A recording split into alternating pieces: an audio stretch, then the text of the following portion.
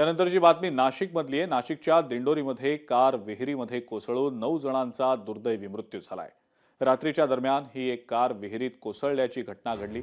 स्थानिक नागरिक आणि प्रशासनाने तत्काळ बचाव कार्याला सुरुवात केली, मात्र कार बाहेर काढल्यानंतर आत 9 जण आढळले। या सर्वांचा मृत्यू झालेला होता। मृतांमध्ये अनेक लहान मुलांचाही समावेश आहे।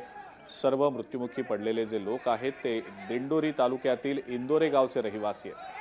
एका खासगी क्लासचा स्नेहसंमेलनाचा कार्यक्रम आटोपून घरी परतत असताना ही दुर्घटना घडलेली आहे। चालकाचा गाडीवरचा ताबा सुटल्याने अपघात झाल्याची प्राथमिक माहिती समोर आलेली आहे। दिंडोरी पोलिसांकडून या सगळ्या प्रकरणी अधिक तपास सुरू आहे।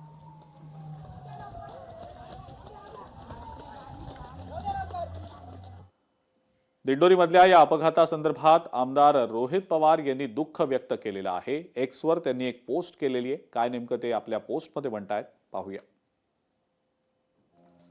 नाशिकच्या दिंडोरीत विहिरीत कार कोसळून अपघातात एकाच कुटुंबातील 9 जणांचा मृत्यू अत्यंत दुःखद आणि वेदनादायी आहे। त्यांच्या कुटुंबावर कोसळलेल्या या डोंगरा एवढ्या दुःखात आम्ही सर्वजण सहभागी आहोत। या दुःखातून सावरण्याची शक्ती त्यांच्या कुटुंबाला मिळो ही प्रार्थना। मृत्यू झालेल्या सर्वांना भावपूर्ण श्रद्धांजली।